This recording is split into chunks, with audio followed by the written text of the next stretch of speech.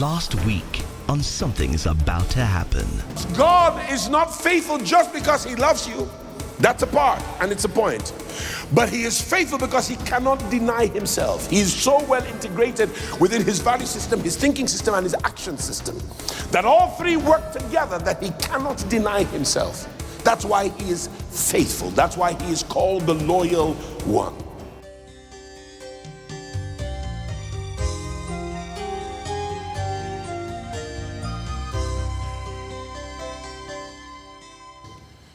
Hebrews 13 verse 8, I am the same yesterday, today, and forevermore. Like Malachi, I am the Lord, I change not. By the way, that's good news in the midst of all the fickleness in the world round about you, in your world, where nobody keeps their word. So I'll be there. And 4 days later, they're gone. I'm with you, I'm in your corner. Yet 5 weeks later, they're stabbing your back. God says, I am not like any of your friends. I'm not like any of those folk in your world. I have not forgotten you. Why? Because I foreknew you. I foreknew you. Before I formed you in the belly, I knew you. And before you were born, I ordained you to the nations as a prophet, a voice. I know you, yet I still called you. I am God, your creator. I will not abort my promise concerning your life. I am in it when you have quit. I am accepting of you even when you are rejected by men. I am standing here when you fall. I am strong when you are weakened. I am healing when you are sick. I am life when you feel dead. I am peace when you are confused. Paul here is giving us an aerial view of God's plan for his people in the heights. God has a plan for you, child of God. God has a plan for all of us in this contraption. God has a plan. Romans as a book is about that plan of God for integrating Jews and Gentiles into one family through the new covenant by faith. You see, the Jews would want to come into the covenant by signs and wonders. The Greeks and the Romans would want to come into the covenant by intellect. But he says, if access is as a result of your wisdom, intelligence, or your prolific intellect, then that means the market woman will have no access to faith. If it's only by signs and wonders, I only generally do signs and wonders for the poor and the broken. That means the wealthy would not have access. But he says, I'm going to equalize it so that you may enter in if you simply believe me. So for all, Jews and Greeks alike, if you have faith, you have access. So that by faith we enter into this covenant. You have to come by faith. In fact, he tells us in Hebrews 11 and verse 6 that without faith it is impossible to please God. That God is not impressed with your money. He's not impressed with your network. He's not impressed with your net worth. He's not impressed with your house on Victoria Island. He's not impressed with your litany of degrees. He's not impressed with any of the stuff you can do. Besides, he gave you all that ability. But what he's impressed with is when you believe him against all odds.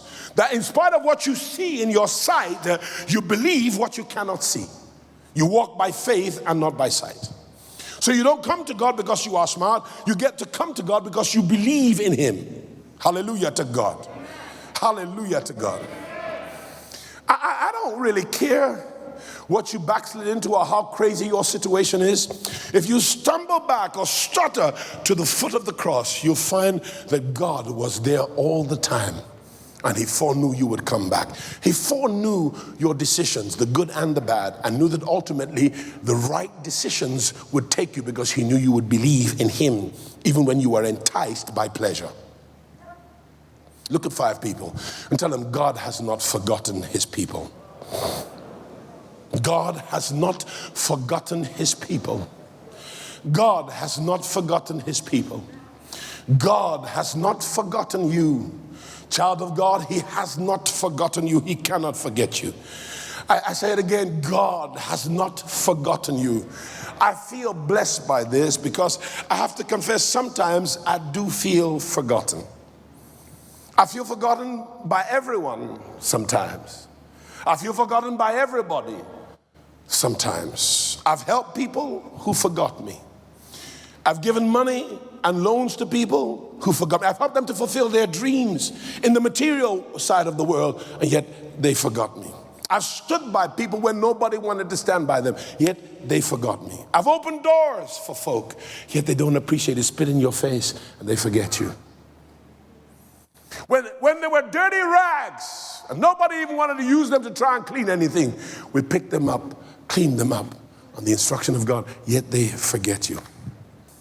And so it gives me great comfort, my friends, and helps me in my faith to know that God, even though everyone may forget me, God cannot forget you. God has not forgotten you. Oh God, if that's all I said today, it's a message by itself. God has not forgotten you. And when men forget you, it provokes him to operate in his remembrance about you. And he says, I've opened a book of remembrance concerning you, that anytime any of you who believe upon me sit down to talk to one another, I will start making assignment writs in my book of remembrance of the things I will do for you and your children and your children's children and your children's children's children to 1,000 generations, because I will not forget you. I am faithful. I am loyal. I am steadfast. I am consistent. I am real about what I say to you. This is important because the context of where we are now and where Rome was back then in Paul's time is a feeling of total abandonment. How many of you can feel something that is not your reality? So you can feel abandoned, yet the one who owns everything and has everybody's heart in their hands, he's completely with you. But sometimes to show you how much he's with you, he has to allow you to see circumstances that make you feel like you are abandoned. But all the time you were feeling abandoned, he was right there. He's got your back. He says, I'm your shield and your buckler. I'm your rear guard. I'm your help from ages past, a very present help in the time of need. I am there for you. I have not forgotten you. Can I tell you something, friends? We have never seen a year like 2020. Those of us who are living now, it was so challenging to our existence. We were scared. We had fright. We were locked up at home. You had to face the same woman or the same man for 9 months non-stop. You were locked up in the house, depleting your vitamin D, going through all kinds of throes, lost loved ones, lost friends, lost family, went through a time where you were at the gate of the grave, at the door of death, and you weren't sure if you would see tomorrow morning. But look at you. God was still with you. God says, I will not leave you like they did. He says, I'm still with you. In spite of the fact you lost your job, I'm still with you. You lost your house, I'm still with you. You're squatting with family, but I'm still with you. You lost your wages, but I'm still with you. You lost your business, it's so dwindled, but he says, I'm still with you. God says, I'm not like them. I will not abandon you. I want you to shout at 5 people and tell them God is faithful. You ain't going to get away with saying it to one person. You're going to get out of your chair and you're going to preach to somebody, because they might forget it, but God will never forget his faithfulness. Tell 5 people you care about that God, he is faithful. He's faithful. He is faithful. He is faithful. He is faithful. He is with you in the storm. He's with you also in the flood. He is with you in the fire. He's with you in the evil day. He's with you when the sun don't shine. He's with you in the darkness. He's with you in the light. He's with you in the valley. God is faithful. I know the feeling of abandonment. I know it, and it is horrible. You cannot afford to walk in your feelings. You cannot afford to walk in your emotions. You cannot afford to walk in the plight of your trauma or in the stress of your disorder. You cannot walk in your fears, your fright, or your panic, or your sense of terror. Because what you are sensing may not be the truth about your reality. Your reality is that no matter what you go through, God is with you. And so you feel abandoned, but it's just a feeling. I felt was broke, but God had $1 million in another man's pocket with my name on it, but I didn't know. I felt I would not be able to face tomorrow's bills, but a man had an instruction from God. He was struggling with obeying it, but he obeyed. You hear what I'm saying to you? Look at 5 people, tell them it's just a feeling. It's just a feeling. That feeling of abandonment is only a feeling. It's just a feeling. That's what Satan wants you to feel, that you're abandoned. My case in point is Elijah in our text. Elijah is the point that Paul is looking at, and Paul says, has God cast away his people? And Paul said, no, God forbid, he cannot do that. And he uses Elijah as a metaphor. For Elijah has just called down fire on Mount Carmel and showed that there's no God like Jehovah, that Baal and Ashtaroth and your several prophets, you can do nothing when God is around. Then on top of that, he wins the victory against Jezebel and her husband, the king Ahab. But in spite of all his victory, he still has feelings of abandonment. So you've got the car, but you can't enjoy it because you have feelings that you're all alone. You've got the house, and it's a nice one in Ikoyi, but you can't enjoy it because you feel all alone. You feel abandoned, that nobody likes you, nobody wants you. You've got the husband, but you can't enjoy the marriage because you feel alone in your marriage, alone in your ministry, alone in your business, alone in the penthouse floor of your company, alone in your association, because you can be anointed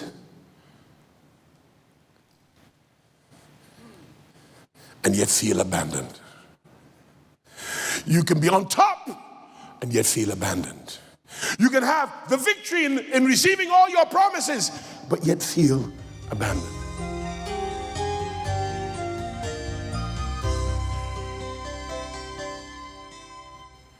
And Elijah has the victory. He's won a battle for God. He's won a battle for the nation. And yet he's run to go and hide under a juniper tree.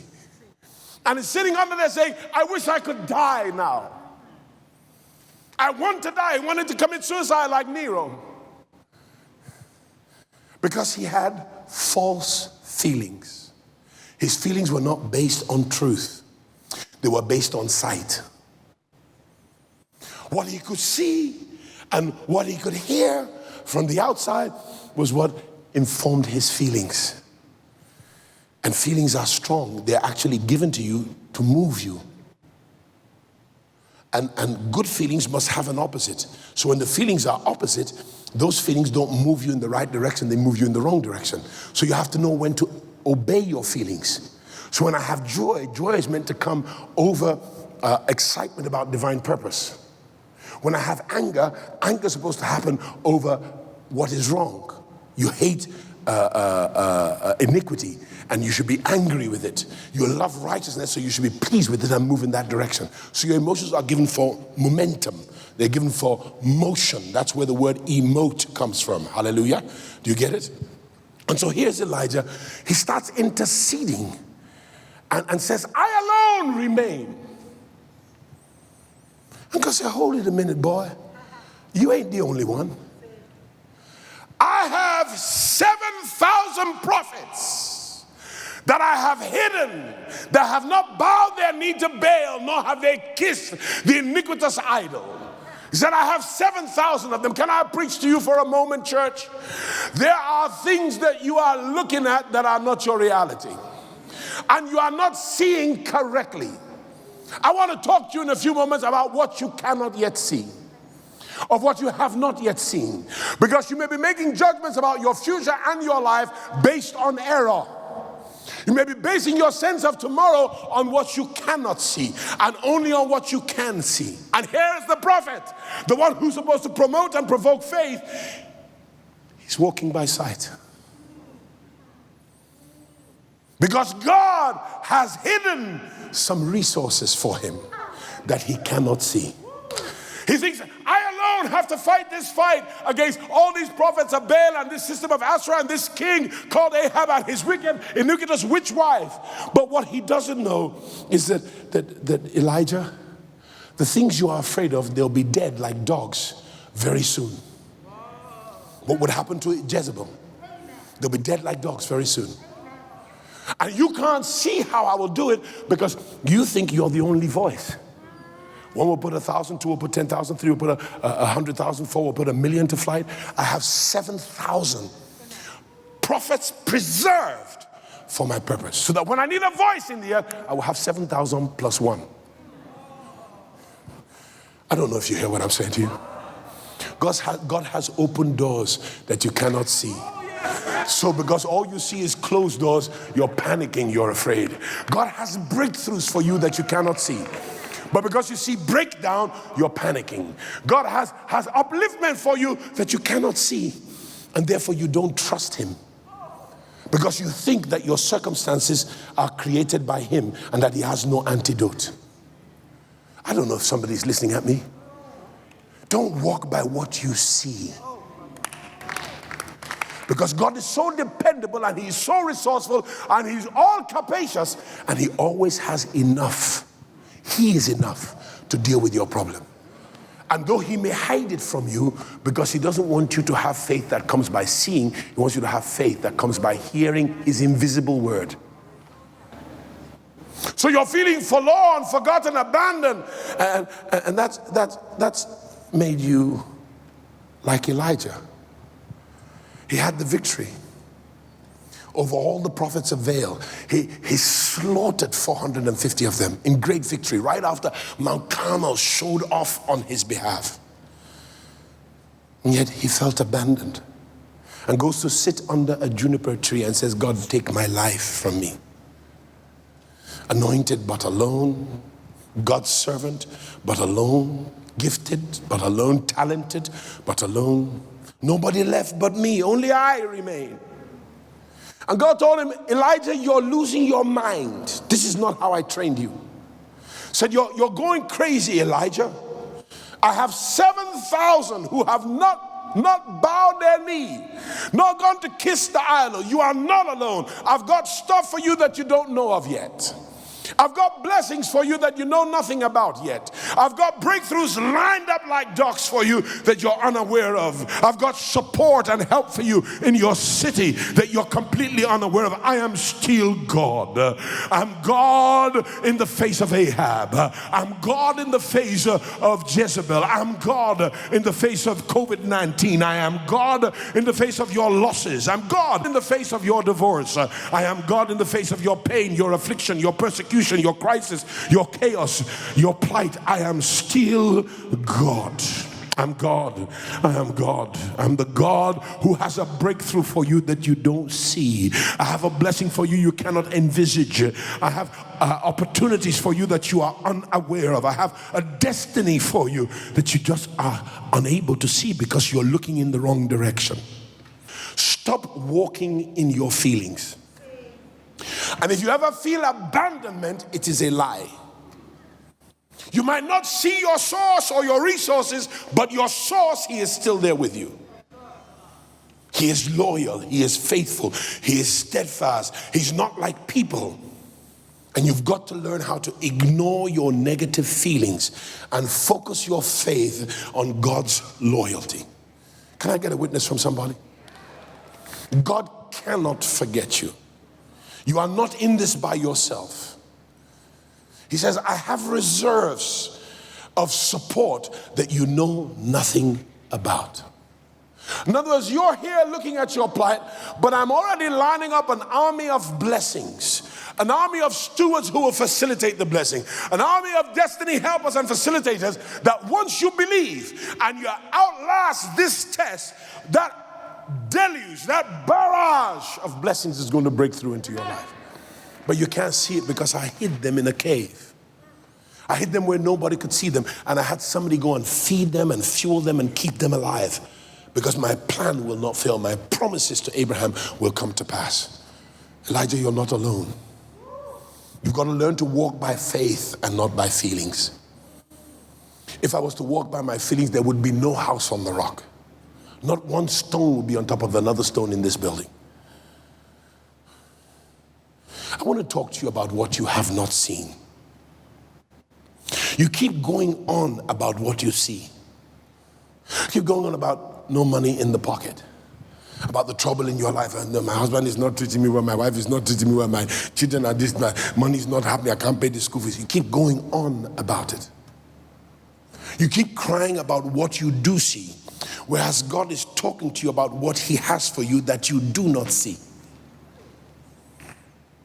Does not the scripture say, eye has not seen, neither has ear heard, nor has it entered into the heart of man the things which God has prepared. In other words, before you got here, I already set it up. That once you can outlast your trial with your faith, it will release what I have hidden on your behalf.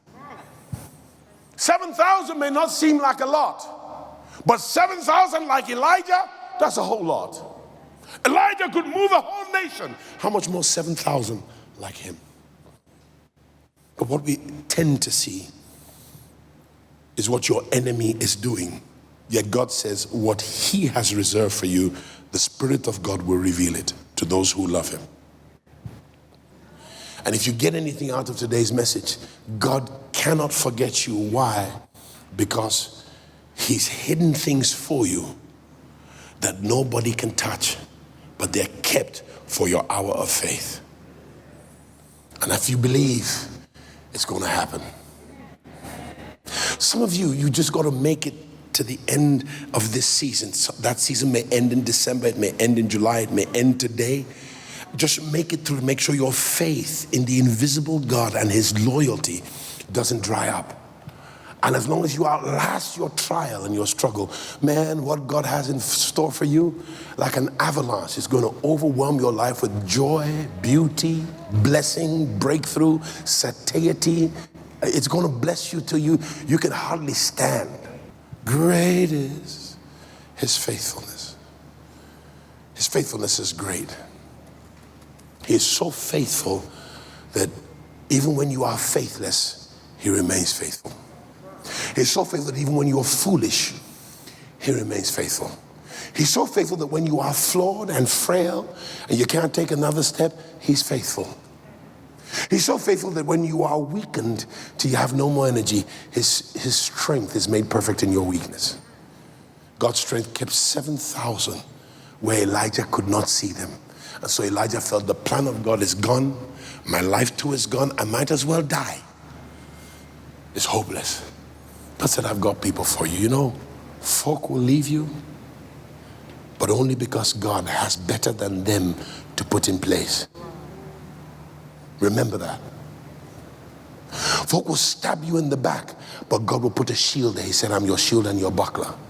And he only did that to reveal to you that that person is a backstabber.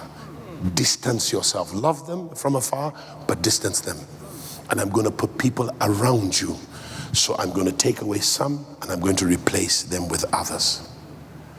Because Elijah felt, I alone. Whereas God had much more help. Paul had the same problem.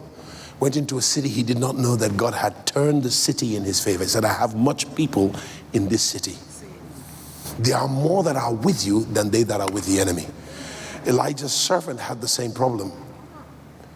It was just him and Elijah, and then the siege of Syrian soldiers had come up on the hilltops and were everywhere. And in figurative speech, he was peeing in his pants. And Elijah said, God, open his eyes, because Elijah had been through this lesson. I think it was either Elisha or Elijah had been through this lesson. Said, open his eyes that he may see that they that be with us are greater than they that be with you. God has hidden resources for you. And sometimes it's your trouble that will bring out the faithfulness of God, so you can see that all along he had resourced you in private. And at the right time, he reveals it so that you will know that your strength is not of yourself. Your strength is of the Lord. So that your enemies will see that it is not of your doing. It is the doing of the Lord. It is marvelous in our eyes. And the boy looked and he saw the horses and the chariots of Israel far outnumbering and far greater in Kedar than the Syrian army. God has stuff for you. You're watching by television, God has stuff for you.